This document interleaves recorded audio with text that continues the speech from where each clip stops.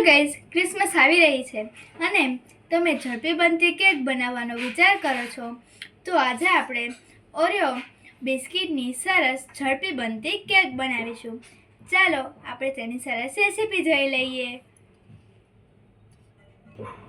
તો આપણે અહીંયા ઓરિયો બિસ્કિટ લીધેલું હતું અને તેનું જે અંદરનું જે ક્રીમ હતું તેને આપણે સાઈડમાં કાઢી લીધું છે અને અહીંયા આપણા જે ઓરિયો બિસ્કિટ છે તેને આપણે થોડા ક્રશ કરી લીધા છે.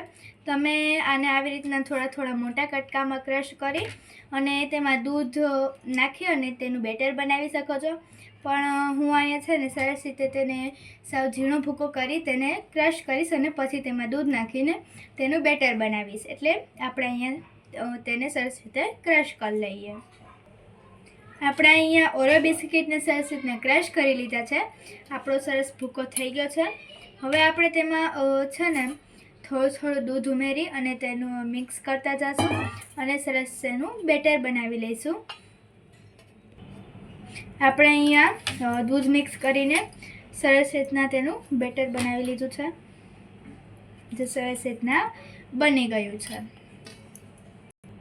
હવે આપણે અહીંયા જે બેટર બનાવ્યું છે તેમાં આપણે થોડી બેકિંગ સોડા ઉમેરી દઈશું.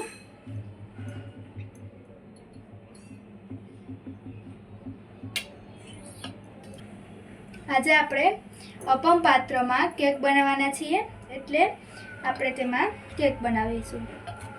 તો આપણે જે બેટર બનાવ્યો હતો ઓરિયો બિસ્કિટનો તેને બધામાં થોડું ઉમેરી દઈશું. સરસ રીતે અહીંયા ઉમેરી દેવાનું છે અને આખું ભરી નથી દેવાનું આને, કારણ કે આપણે છે ને વચ્ચે ચોકલેટ આવશે એટલે આપણે તેને અડધું જ ભરીશું. બધામાં આપણે અડધું ભરી દઈશું. આપણે અહીંયા બેટર એડ કરતાં પહેલાં સરસ રીતે જે બટર હોય તેને સરસ રીતે આમાં સ્પ્રેડ કરી પછી બેટર ઉમેરવાનું છે. આપણે અહીંયા વચ્ચે કોઈ પણ ચોકલેટ તમે એડ કરી શકો છો તમારે પસંદની. હું અહીંયા ડેરી મિલ્ક ચોકલેટ એડ કરું છું.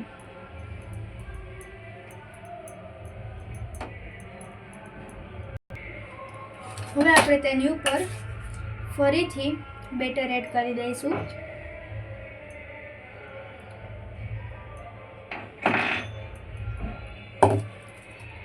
અને આપણે સરસ રીતે બધામાં સરસ રીતે એડ કરી દેવાનું છે. હવે આપણે સરસ રીતે બધામાં બેટર એડ કરી દીધું છે. હવે આપણે તેને ઢાંકી દઈશું અને સરસ રીતે થવા દઈશું.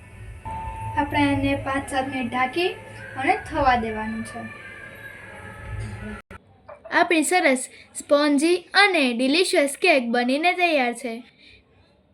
જો તમને મારો વિડીયો સારો લાગ્યો હોય તો like, share, subscribe, comment, follow કરજો. Bye bye. Merry Christmas.